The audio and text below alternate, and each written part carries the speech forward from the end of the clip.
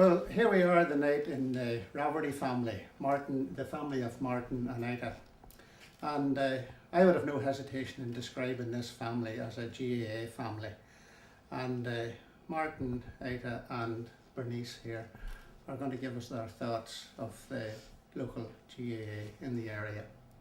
Martin, can you tell me your earliest memories of GAA and how you became involved, and what was things like at that time?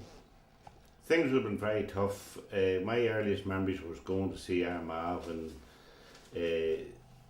spectators was zero practically.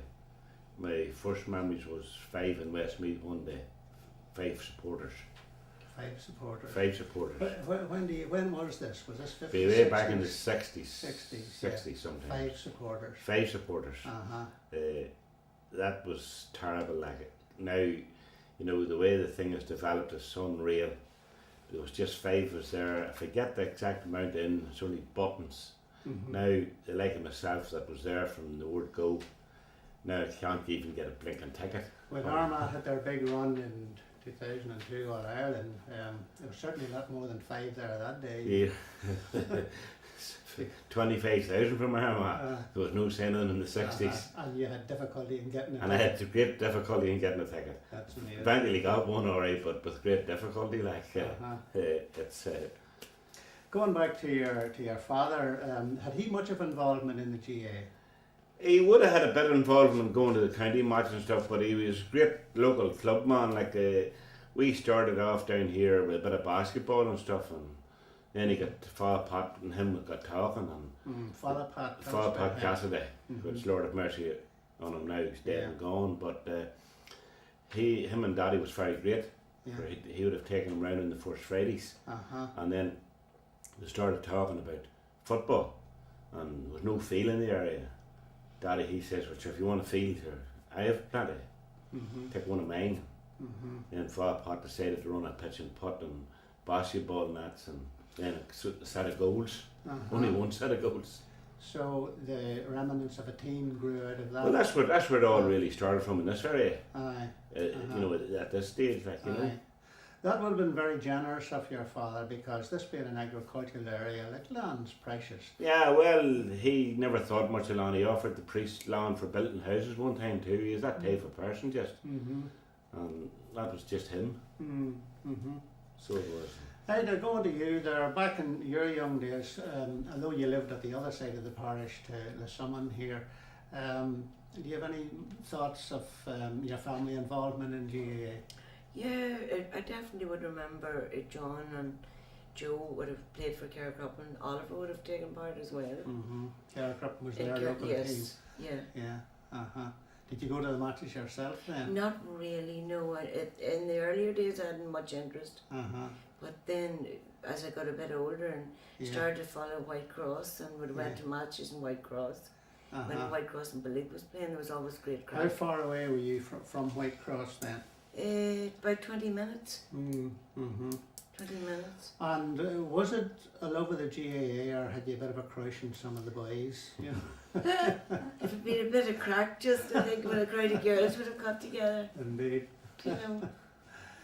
Bernice, you grew up in this GAA family. What sort of thoughts do you have? What's your first memories?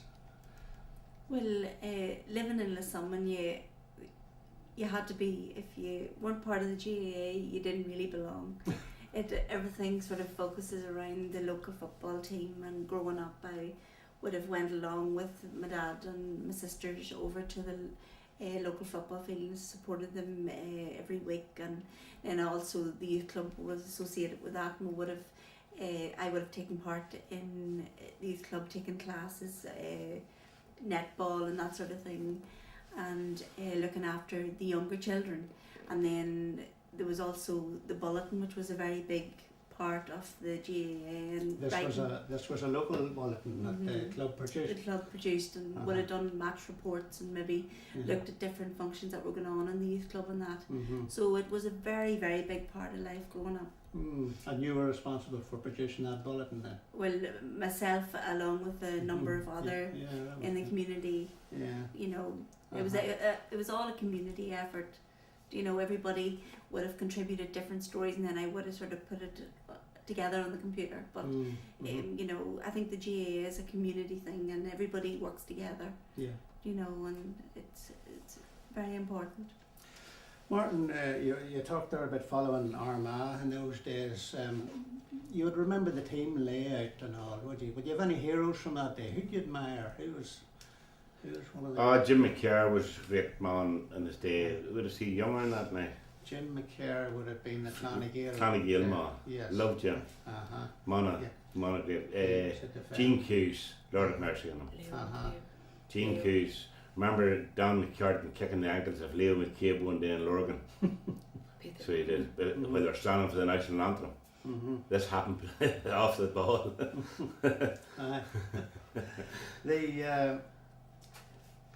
I'm told the club here reformed in 1972, mainly as a result of what you were describing earlier there, how Father Cassidy and your father gathered the local youth. That's right. Eventually a team was born out of that. That is right, and your father even went as far to give them another field. Well, that field that they started off with, the basketball type, wasn't big enough for a football field. Yes. Then he gave them another field which was a bit bigger.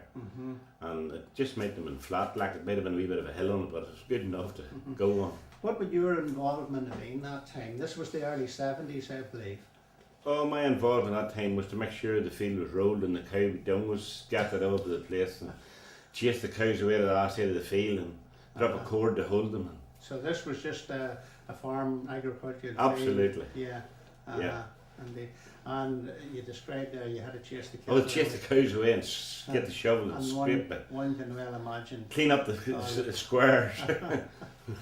Yeah, that was in the early 70s. Yeah. Do you remember how much it was into a match then? God, I don't. Subscription. Don't know what. Well, there would have been a gate man collecting a few. There was, alright, there was a gate man collecting. Were you involved in the committee in those days? Oh, indeed it was, right from the word go near enough. Yeah. And what, in those early days, what exactly did the club own? You know, it was your dad's field, but what? They didn't name it. A ball. A ball and a set of jerseys. That was it, yeah. That'd have been about it. There was no sponsorship or nothing there. No. Not like there is today. Like. And where did they have the meetings? The meetings was in the old Foresters Hall, and they were in houses, and you know, it just depended really where you could get them at that time, really. Yeah. I think I remember a few meetings actually in my dad's house here, and then there was another night or two they were in the hall, maybe an AGM sort of thing, or a bigger crowd or whatever. Maybe it was held. So they rented the hall off the local. They would have rented the hall for the big meeting, for the yearly meetings, discovering, right, we're in the league now, we'll have to do something. Were you a playing member in those days? I played a wee bit for Care Cruppin, maybe one day. It would have been a sort of illegal, but no matter, like I would have played. They hadn't a team. Illegal players in those days, there wouldn't have been a big outcry. Nah, there was no order than them. If you could catch a ball or kick a ball, that done you alright. It didn't matter who you were or what you were. Well, then you went on to a very successful career in another mode of the GAA. I didn't make it in the football area, really and truly. I just didn't. It wasn't good enough. And then went on ahead to manage a team. Was along a couple of managers here in the summer. Then one day there was a very dirty match, and I says, I'm going to start the referee and I'm going to clean a lot of these boys up. So started refereeing, and I refereed for quite a lot of years now, to be honest with you. I thought I could have been biased to clean a lot of the boys up, but it doesn't work like that. You can't go out to do that. You know, you just can't do that. So, what level would you have refereed? Would you referee the senior league games? I eventually worked myself right up to all county and got a county league match final, a county championship final. County championship final. Yeah. And who was that between? Pierce Oaks and Sarsfield. Let me never forget it. How did that go for you? It went well, and I made one boob in the last second, and it got the headlines of the paper. I'll never forget it. Martin Scallion hit Grimley. Behind your back. Behind my back, and Grimley flattened him. Now, I should have lined Grimley, but there was only 1 minute left.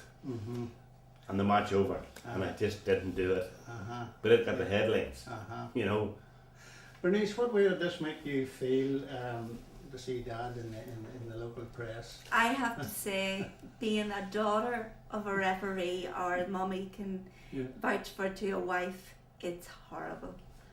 Oh my God, the language and also the abuse. And you just sit in the car and silently and you say, you just don't let on you're involved because you'd be afraid of getting into a row. It's very, very difficult. But I felt sorry for Daddy that day, and that is where I think linesmen have a big responsibility. And even today, you know, they have to take responsibility, although there wasn't as much onus on linesmen back then. It was always the referee. But oh my goodness, it was awful. Very nerve-wracking when you would watch them on the field. Yeah. Were you fearful, Ida? You know, when Definitely. husband Martin went out to referee? Yeah, there was once What in did they do in Margaret? Carracroppin. No, but there was Margaret, Silverbridge and Margaret. Do you remember you were there? No, I can't. The one I remember most was Carracroppin, Jim Loughlin. Oh, and Mullabon. Yeah, and Mullabon was the other one. It was dreadful. And the language that was used was dreadful. Do you think the thing's any better today? I would say it is, Oliver. It doesn't seem to be as, you know, as much abuse shouted, you know. But then again, Martin, you'd be on the receiving this. How did you react to that during the games? I have to say I made a lot of friends.